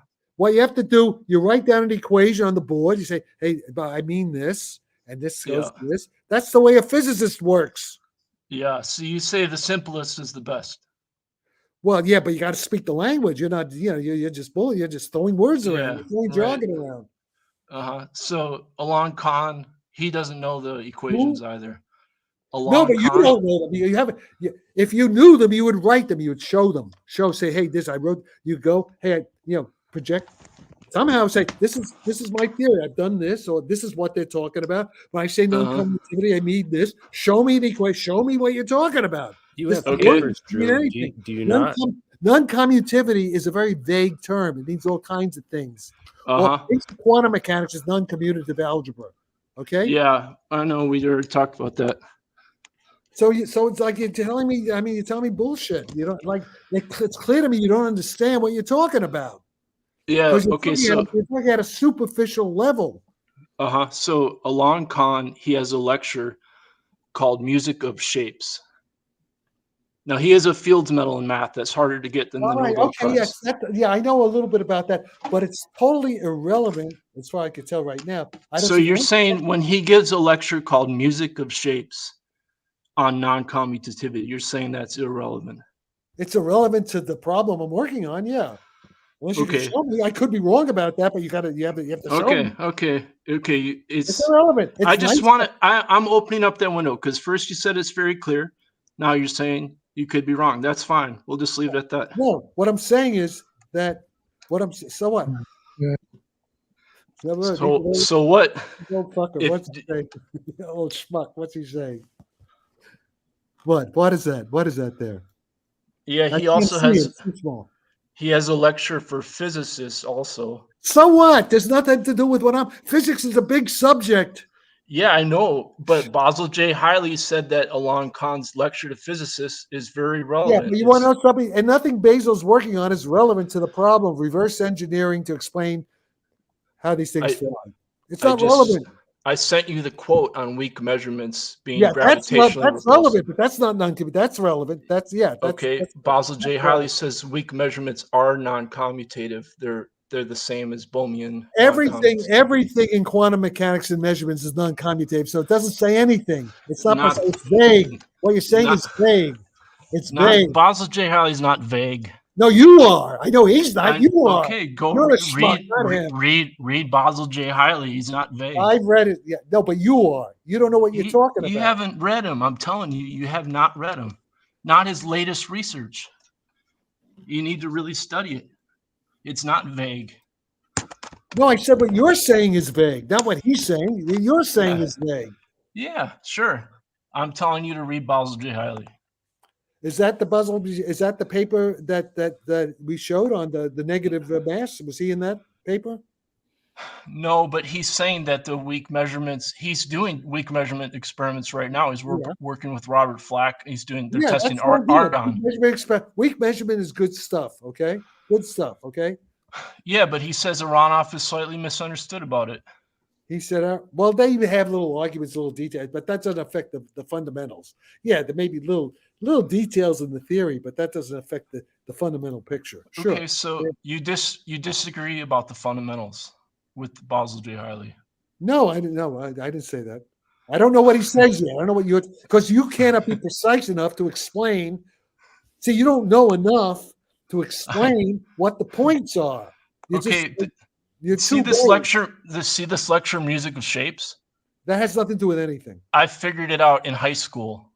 All right, good for you. So what? How does that? And then when I took Herbert J. Bernstein's quantum physics class, I realized it was the same secret as this non-commutativity in music theory. What does non-commutativity in music theory mean? Just listen to Alon Khan's video. He calls it 2, 3. You want the simplest. Yeah, I'm not gonna. I have things I have to do. I know you don't. You think a Fields Medal math professor is not going to. If you mean that if you play 2 notes and then you reverse the other notes, it sounds different. That's non-commutativity. So what? No, that's not what I mean. Then what do you mean? Look, it's. What do you mean? Okay. Basil J. Hiley says it's a radical restructuring of physics. Well, you want me? So okay, what? Even if it is, it's probably. He says he details how Richard Feynman was wrong on YouTube. He points it out. All right. Well, I'll take a look with the equations. Then send me the URL. I'll take a look. Okay, I'll send it to you. I'll email it to you. I'll put it in the chat too, so other people can find it. Okay. The point is, this may be interesting fundamental physics, but it will not change. There's Basil. Yeah, there he is. But it won't change what I'm working on right now because I don't need any of that heavy stuff. The problem I'm working on is a lot simpler than what he's working on. It's not as complicated. The complications come in the solid state physics, how to make the metamaterials. That part I don't know. All right, I posted the link where he disproves Richard Feynman. No, well, I have to see. Yeah, there may be stuff that. I do know that Feynman's stuff is not complete. If you apply the Bohmian picture to the Feynman diagrams, you're going to get extra lines. You get extra structure. Does he say that? Because from the hidden variable, from the particles themselves, See the actual particles, not just the extra heat. Okay, I'm just gonna let you study him. All right, I'm not gonna try to be Basil J. Hiley for you. You know that would do him an injustice. Yeah, right. Okay, so there we are. Okay, I'm gonna. Yeah, it's. I think I had enough of you, you assholes. Did you want to talk quickly about what you're working on now with the metamaterials before you go? I'm not actually doing metamaterial work. There are other people. Like I hope, like Jeremy should be doing metamaterial work. Very true. Eventually, yeah. I'd But like if, to. if you look at the plasma, if you look at the Lawrence Livermore paper, they have a particular simple model of the S field in terms of the permittivity, the dielectric properties of the plasma. It's not a metamaterial, it's a plasma. Okay. And their dielectric coefficient in their machine, they say, the relative permittivity, it's a pure number, right? Relative permittivity is 10 to the 16 in this plasma. Okay, 10 to 16. And the S field, the thing that amplifies the coupling of electromagnetism to gravity, is the square of that. Basically, I'm simplifying, it's a square. So that's where you get the 10 to 32. 10 to 32. So that S field is basically amplifying the coupling of their electromagnetic plasma fields by a factor 32 powers of 10 bigger than Einstein's coupling, which is G over C to the fourth, which is like 10 to the minus 43 reciprocal newtons of force. So I'm amplified. There's an amplification in their machine, and I'm going by their numbers, of 32 powers of 10. In other words, the Einstein coupling in their machine will be 32 powers of 10 stronger than what everybody thinks it is. Okay. And that will create the warp bubble, and that's what they hope to see. So we need a metamaterial where the dielectric permittivity, relative permittivity, is as big as we can make it. It's got to be at least 10. If we can get a 10 to 20, it'd be better. Yeah, it has to happen in a resonance, some kind of resonance, right? When you pump the thing, some kind of force, like a driven harmonic oscillator, damped harmonic oscillator, but with nonlinearities in it. And you want to get a sharp resonance, very high Q. That's what you want. But also, there's this other thing. This is only a simple model. This guy, Keith Wanza, he found that there should be, the S field will also go as 1 over the relative magnetic permeability. So the more diamagnetic it gets, if you get a diamagnetic metamaterial, that should also amplify the coupling of electromagnetism to gravity. So either you want to get a very big permittivity, electric permittivity, relative, pure number, or a very small, as close to zero as possible, magnetic relative permeability. That's what you want in the metamaterial. And I don't know enough. I'm busy working out the warp drive stuff. There's a lot of general relativity that has to be done. I want to do general relativity inside matter. So that's where they come together. But it's a big field, and that's why we need the Manhattan Project. We need we need at least dozens of physicists and engineers all kind of working on, and we need artificial intelligence now. That thing that what's that Prom? Whatever that guy worked with Brian Graves. We need the artificial intelligence to sift through all the papers and try to find what we're looking for. I'm beginning to use Chat GBT, by the way. We got Pinecone going, and a bunch of people working on some AI stuff for our group too. So okay, listen, if you know people, because this guy, he hasn't done it yet, but if you can get some of your people, what we want to do is to take an archive paper, a physics paper, like an archive, and have the AI summarize it and make charts, to summarize, so we don't, because we have hundreds of papers, we can't read them all, but at least we get some summaries, and then we can see which papers we should focus on. So if you get somebody to have the AI, extract what they think is the fundamental points of the paper, the talking points. There is something that does that, but they're being very secretive about it. They sent me a few, it was not bad, but they just not showing me how to do it. So, Yeah, so the part of the thing is the cleaning of the data, about putting it in so that the thing can see it and interpret it. The equations thing is a difficult thing for the AI to figure out and navigate currently. Yeah, I know. That's the problem. That's where, but at least they could point to some of the verbal stuff. Then we could look, then look at the equations. I don't know. We'll see. But yeah, we already have like done the work of like assembling a really solid database of like all the best papers and a collection of all the good data over the years. So we have one of the best databases out there. But in what? In what field? In solid state physics? In what? Everything related to everything that anyone can, all the scientists connected to me have ever found in their years of research. We're all sharing it in one big place. It's part of the database project. And if you have data and you're a database guy and you have papers and stuff you want to contribute, please be Alien Scientist. Yeah. Okay. Well, I probably wouldn't mean much to me, but go ahead. What? Yeah, we have a database team working on that, and we have some AI people who are working with building the Pinecone infrastructure to search the database. Well, have them look for what you want to look for: metamaterials with very big electrical, dielectric constants, and very small magnetic permeability. You want them diamagnetic, either very diamagnetic or very high dielectric response. That's what you want. Interesting. So this would almost be a material science simulator where you'd have to build in those. That's what the Lawrence Livermore. They had plasma. Somehow they've been working on this 3 years. Well, this is what Lenny Susskind's been working on with Apple and Google for like 4 years now. He talked about it on Lex Friedman. When's the last time you heard of anything from Lenny Susskind? Lenny Susskind on Lex Friedman podcast about 3 years ago was saying, "Hey, I'm not supposed to talk about this, but I'm going to say it anyway." And is that what he says? Yeah. Well, Lenny said, but that was 3 years ago. I mean, recently. Let me tell you something. Lenny Susskind, something's happened to Lenny Susskind.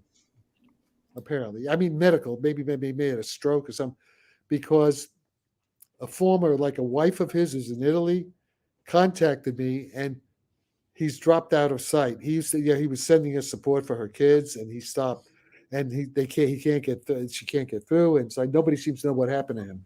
So I'm wondering if he had. I do know he fell off a ladder. He had some accidents a couple of years ago. He's my age. So if you hear anything from Lenny Susskind recently, 3 years ago, I know he was okay. He was, he was sending her money for her kids.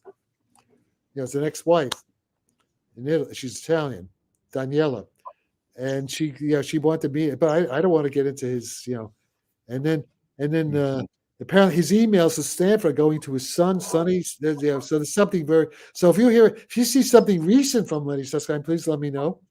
I mean, this was a little bit old, so I haven't heard that. Thanks for the update. What? Somebody say something?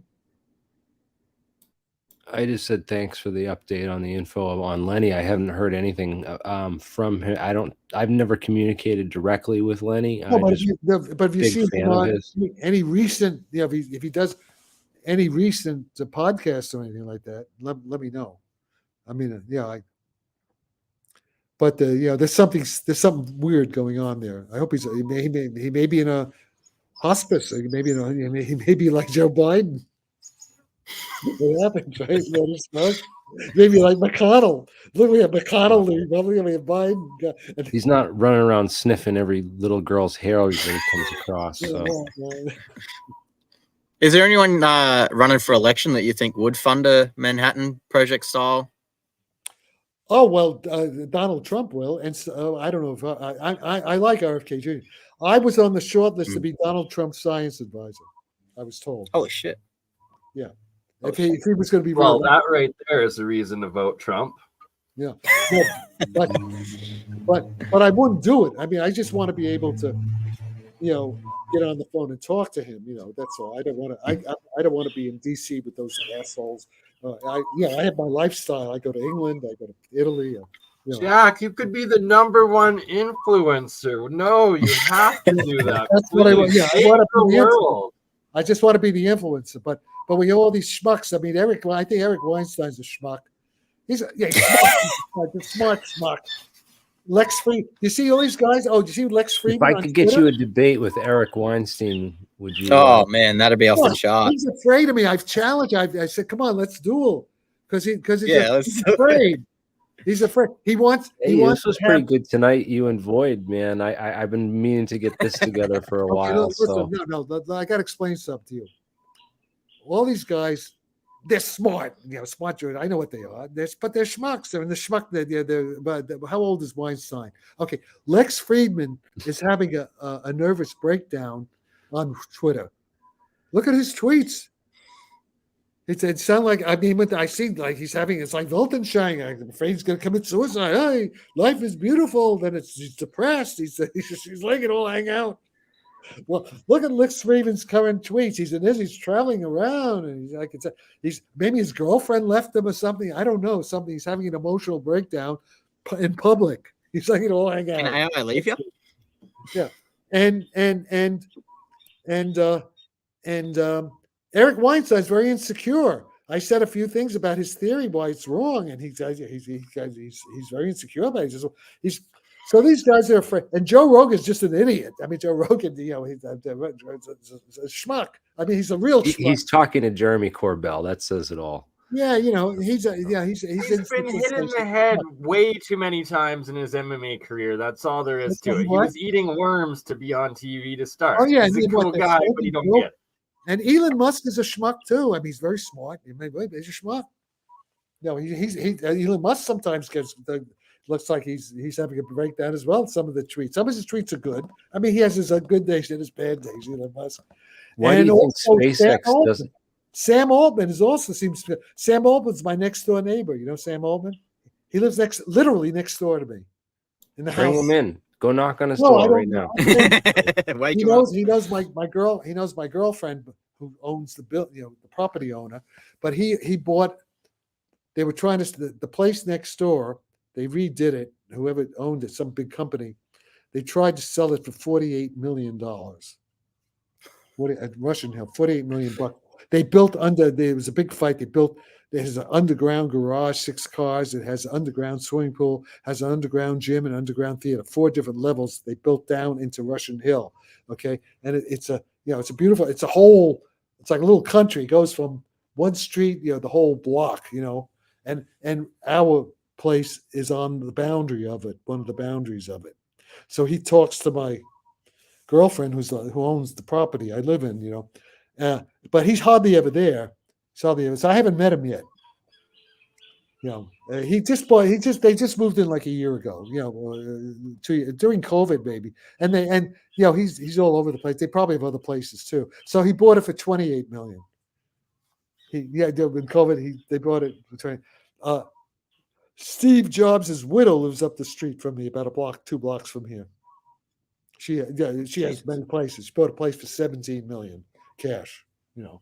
So all these guys, they're all schmucks. They're smart. They make money. They luck on, but they're basically schmucks. I mean, I was a schmuck at that age too. I think back, God, all the stupid things I did. But I guess I had to do it because otherwise I wouldn't be doing what I'm doing now, right? So it's all, I think your stories wouldn't be as interesting. No, that's for sure. Yeah, I'm like a travels of a schmuck. Portrait of the genius as a young schmuck, or something like that. Gotta go through that. To be old and wise without being young and stupid first. Yeah, well, I still do things that are schmucky. I mean, I'm telling you, that's called the Catholic. I call it original schmuckiness, original sin. Hey, Jack. Just to let you know, nobody's probably read James Joyce's Portrait of the Artist of a Young Man anymore. Oh, yeah. Well, they should. Exactly. They should. Okay. So there we are. Any other, does anybody have anything intelligent to say at this point? No, this was a great I did have a question. You mentioned Michael just jumped on, actually. Yeah. So. Is this going to be on YouTube or is it just one time? Oh, we've been live on YouTube the whole time on several channels. No, but I mean, will it be on YouTube afterward. Yes. Oh yeah, it's always saved. It's on 3 I'll send different you a channels. link You're with, good. along with all of Okay, that's good. That's good. all of Drew's So- links. You should Well, say- Why send it to why large- Weinstein and Musk. What? Go ahead. Oh, is that Peroni there? Yeah. Oh Hello. yeah, so he's It the is, guy. yeah. He's the guy who knows the condensed matter physics. A little bit, at least. Yeah. I'm still learning. And Jeremy. So why? Oh, go ahead. No, go ahead. Go ahead, Michael. So why a large mu or a large epsilon, but not both? For You can have both. comparison. Oh yeah, both is good. If you could do both, that's even better. Okay, got you. Just Yeah. was curious. Yeah. Okay, the formula is S, the S field. This is the Wanzer and Sarfatti, Keith Wanzer, who kind of disappeared too. But it's that S is equal to 1/2 the square of the relative permittivity plus the square of the reciprocal of the relative magnetic permeability. Got you. Okay. S is 1/2 parenthesis square E squared plus 1/U squared. That's it. So you can find them both. That's even better. But apparently, I guess the more, superconductors are diamagnetic.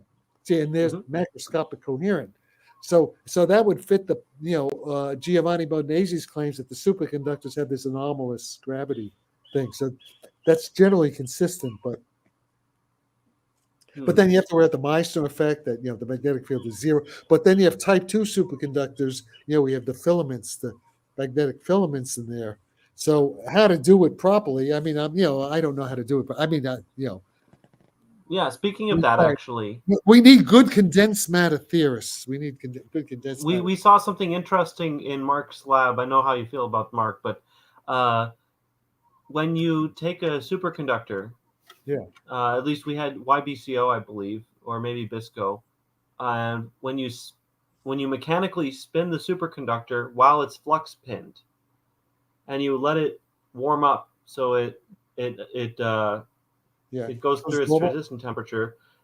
If you just have it sitting there not spinning, it'll simply fall off if it's under the magnet. But if you spin it, then it looks like some of the angular momentum is turned into magnetic vortices and flux pinning, and it actually becomes magnetic and then falls off. Oh, well, yeah, that may be.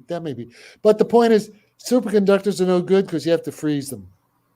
The whole point, unless you have a room temperature one. What? Unless you have the room temperature one. Oh well, yeah. If you have a room temperature, that'd be fine. But I'm saying apart from that. But the whole point is that this Froelich effect is room temperature superconductivity, but it's not equilibrium. You have to keep. It's like a laser. You have to keep pumping it. Yeah. As soon as you remove the pump, it goes. It loses its.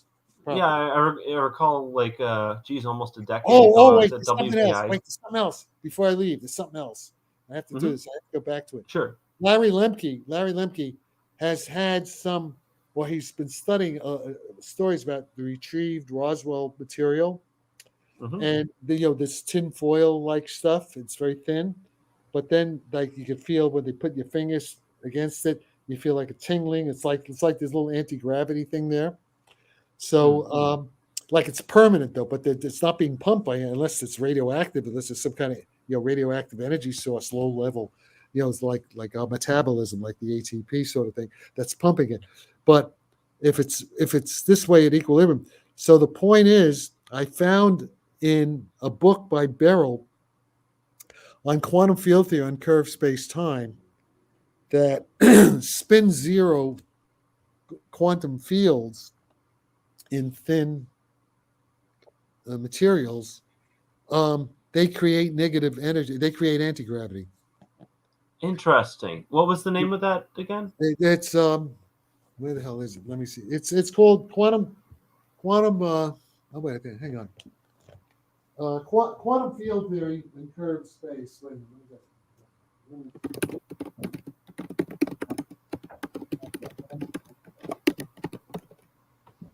All right. Well, we're okay. I got that search over.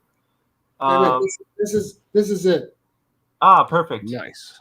I'll just screenshot that if you put it up to the. Wait, let me get the page. I'll even get the page. It's page 90, I think. Page 90. Let's see. Page 90.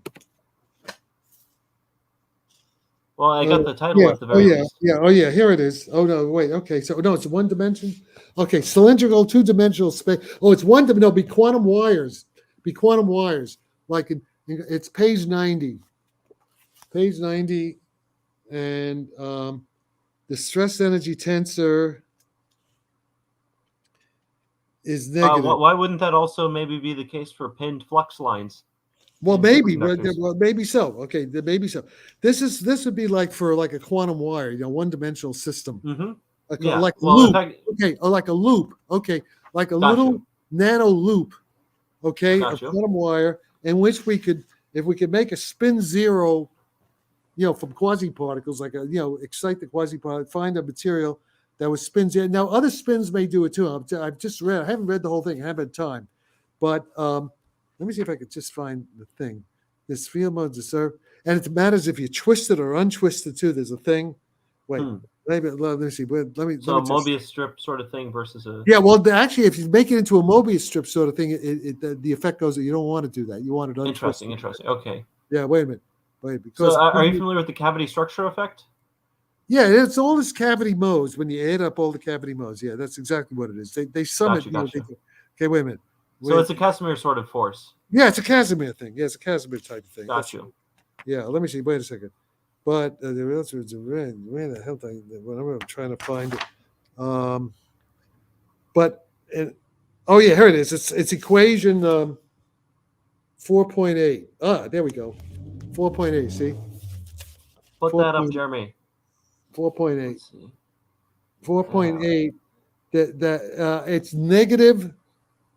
Let's see. Just a little closer.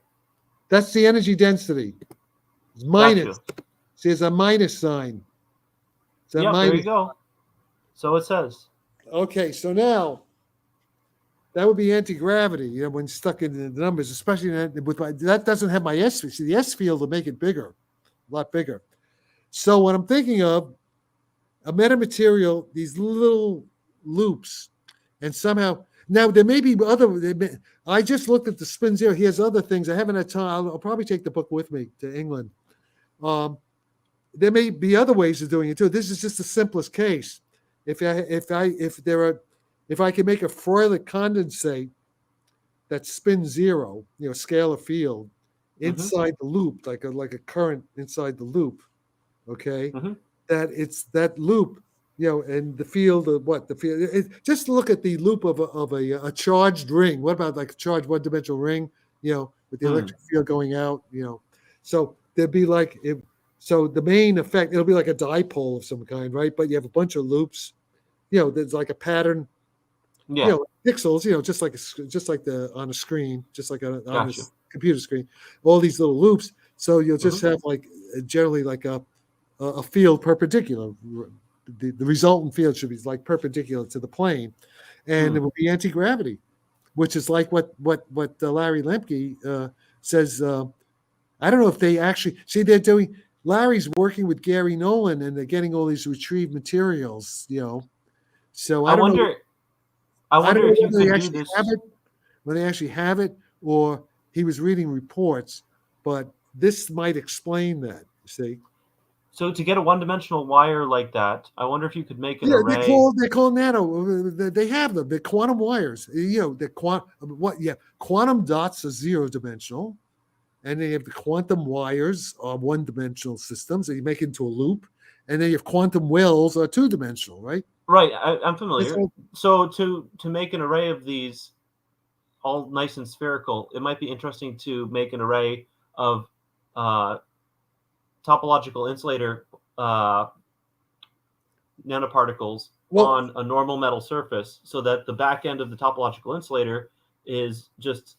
I don't know. I don't want to go all. The only idea right now, I have just a thin, like like aluminum, very thin aluminum, like graphene sort of thing. Graphene. That's the topological protection just makes a wire effect around the edge of the topological insulator. Yeah. I don't know. Right.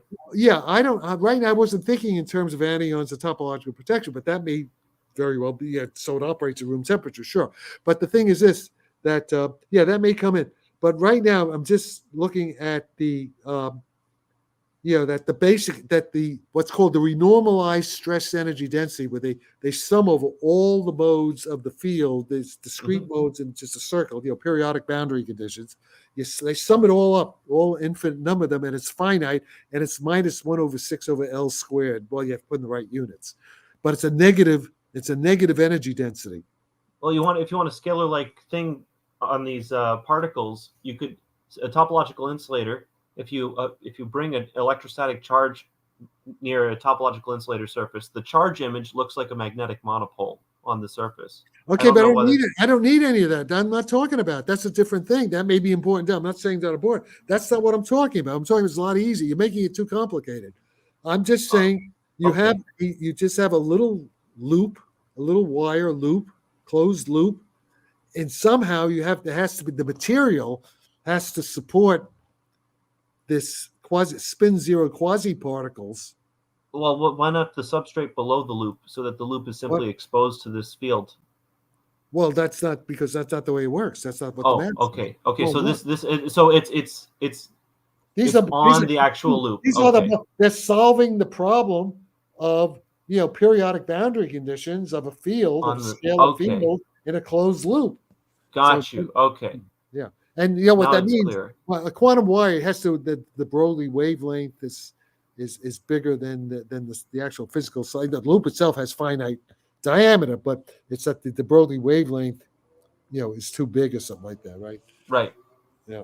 So, it's nanotechnology. This is all in any nano book.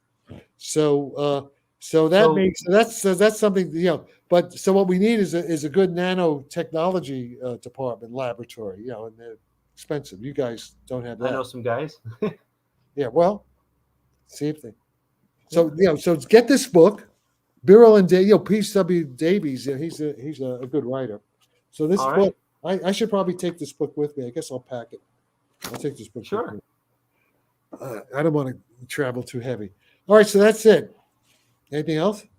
We should for now, I think we're probably good. Thanks, Jack. Yeah, we're all exhausted. Yeah, thanks, Jack.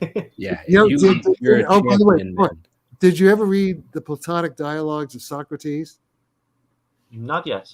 You should. You should read the Plato, because this is just, I'm sort of like Socrates with you guys. And they would have these parties and drink all night. Socrates was like 80 years old. And he was still awake while they were all falling asleep. So these are the modern day Socratic dialogues. I'm completely pre-Socratic, Jack. Yeah, pre-Socratic. All right. Okay. All right. Do you get people watching this? What kind of an audience do you have? You don't have an audience like you don't have the same kind of audience that Danny Jones has. No, I hooked you up with Danny because I knew I wanted to get more people to see it. But yeah. So how many people watch this thing? There's about 200 watching live throughout consistently for the last 2 hours. Oh, really? That many? And we'll probably get about 10,000 playbacks, maybe more now, because you were just on Danny's show, so there'll be more people. All right, so what you got to do, we got to publicize that we did this and put it on Danny's website there so people know. I'll put it on Twitter. There's a couple clips. There was some good stuff tonight, man. I'm gonna have them clip it up. Good stuff. I mean, especially the challenge to Eric, to Joe Rogan, Eric Weinstein, Sam Altman, who's the other one?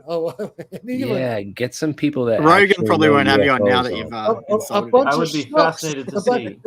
They're afraid to debate this stuff. To make Jack's schmuck list. Right, to make Jack's schmuck list.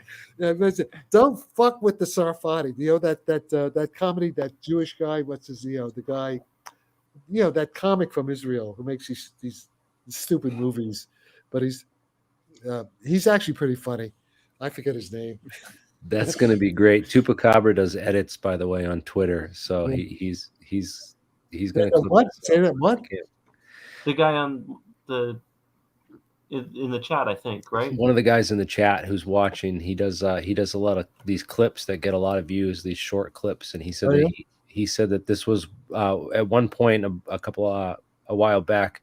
He said it was probably the best 2 minutes in UFO podcast history. All right, well, let him do something with it. Yeah, you know what? He's probably right. because all these guys, they're all schmucks. I mean, seriously, they mean well. So they don't know anything. I mean, does Chris Mellon doesn't know anything in terms of the physics. I'm talking about the science. That's right. The government, at the end of the day is going to Corbell physicists. doesn't know anything. George, none of these guys know a goddamn thing. Muckraker, whatever his name is, Kaus or what? Hey, Jack, you recognize this book? What is it? No. What? Who wrote? Oh, is it Gam? No. It's not as well known author. It's very tough reading, but this is. Oh, it's Russian. Russian from Russia. Yeah, this is